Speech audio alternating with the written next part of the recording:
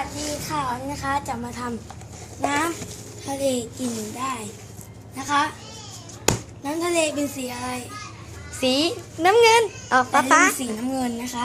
อุปกรณ์ก็อยู่ตรงนี้หมดเลยเดี๋ยวไปเอาสีน้ำเงินก่อนค่ะน้ำก็มาแล้วค่ะต่อไปค่ะเราก็จะเริ่มนี่น้ำอุ่นเนาะมีมะนาวคั้นสดน้ำมะนาวนะคะเปิดนี่แล้วก็นี่เกลือค่ะแล้วก็ใส่น้ำอุ่นลงมานะคะ3 ช้อนแล้วก็คนไม่ให้มันหวานมากใส่เกลือลงไปนิดนึงนะคะปลายช้อนแล้วก็คนน้ำตาลให้เป็นน้ำเชื่อมนะคะปลายช้อนเช่นเดียวกันก็คนนะคะน้ำนะคะเน้นว่าค่อยๆใส่เนาะเกิดเทแบบนี้นะคะหมายความว่าหมดความอดทนแล้วนะคะ20 บาทไม่รู้นี่นะคะต่อไปค่ะโอ้น้ำแข็งอะไรแล้วแต่ไปเทน้ำก่อนโอเคมาแล้วเราก็จะเทน้ำสไปซ์เซเว่นอัพนะคะที่เราจะใช้กันวันนี้เนาะเพราะน้ำสไปซ์แฟนต้าที่เราไปดูมันไม่มีแล้วมันหมดแล้วจะเทนี้มาก่อนนะคะโชว์แค่นี้ก่อนเทไม่เยอะนะคะเทแค่นี้นะคะจากนั้นก็เทสีลงไปค่ะต่อไปน้ำสไปซ์ค่ะแม่เป็นน้ำมูฮาวายเลย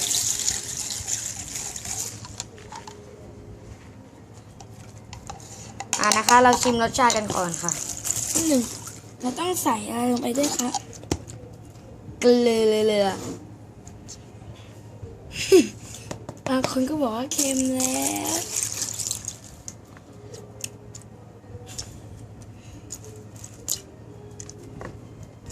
อร่อยมาก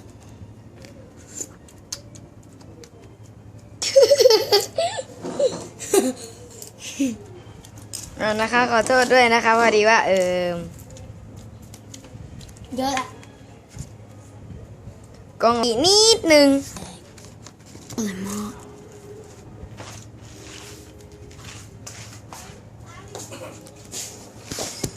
กุ้งชิมดูนี่เจ้าของมาแล้วก่อนนะแต่แกเก็บของนะชิมดูอะไรน้ำทะเลสีไม้หมดเลยเก็บสีใสหามือใหม่ค่ะน้ำมันเค็มไปไหมคะไม่เค็มเหมาะสมกับน้ำทะเลเลยเจ้น้ำทะเลมันเค็มให้มันหวานอ่ะ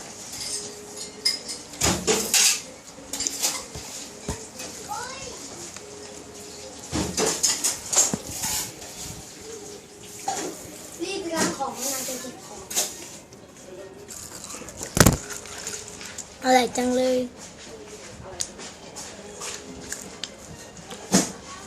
เจ๊ดูไปก่อนเร็วอย่าหมดก่อนนะอันนี้ไม่ได้ละเค็มเกินจะเป็นเบาหวานจะโรคไตกินตาพอดีใส่น้ำเชื่อมมาเลย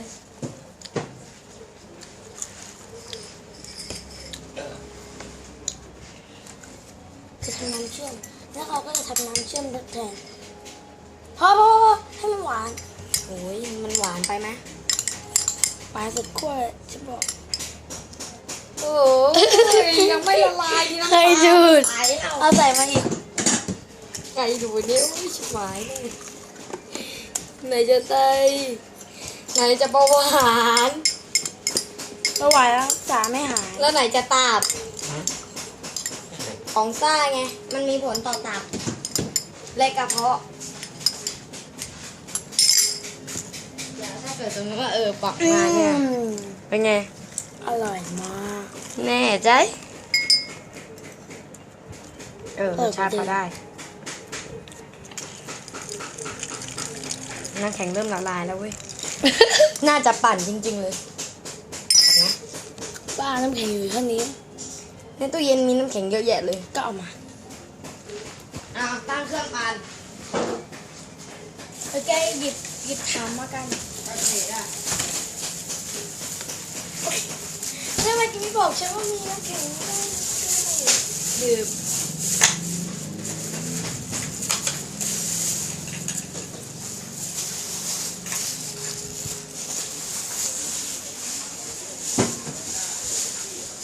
ไม่ต้องให้มีเลยกินแล้วก็ไม่ต้องไปเปลือยที่ดื่ม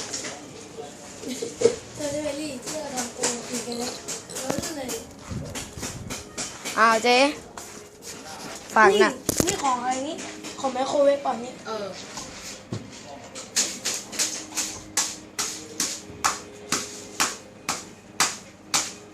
เรลลี่เดี๋ยวไม่ทัน เขียนถึงแตกเลยหมายถึงแตก ถุงแตกอ่ะถุงแตกเป็นถุงใหม่ดิ ดูนิดเดียวมันถึงใหญ่ไปตา พอละโอ้ยแค่ติดใหญ่อ่ะนี่ถุงแค่นี้พอไหม ไม่ได้พอสักถุงเลย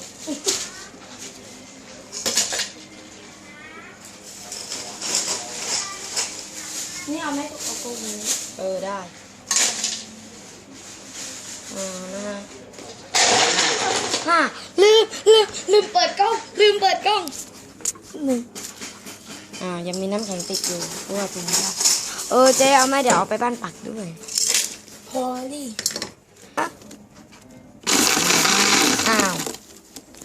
นะคะ เราก็จะนะคะ จากนั้นเราก็เทใส่แก้วที่เราเตรียมไว้กันนะคะ ตากล้องดูเร็ว นะคะ แล้วก็จะแบ่งใส่ถ้วยเล็กให้เด็กเนาะนะคะ แล้วก็จบคลิปนี้ไปด้วย น้ำทะเลกินได้นี้นะคะบ๊ายบายค่ะ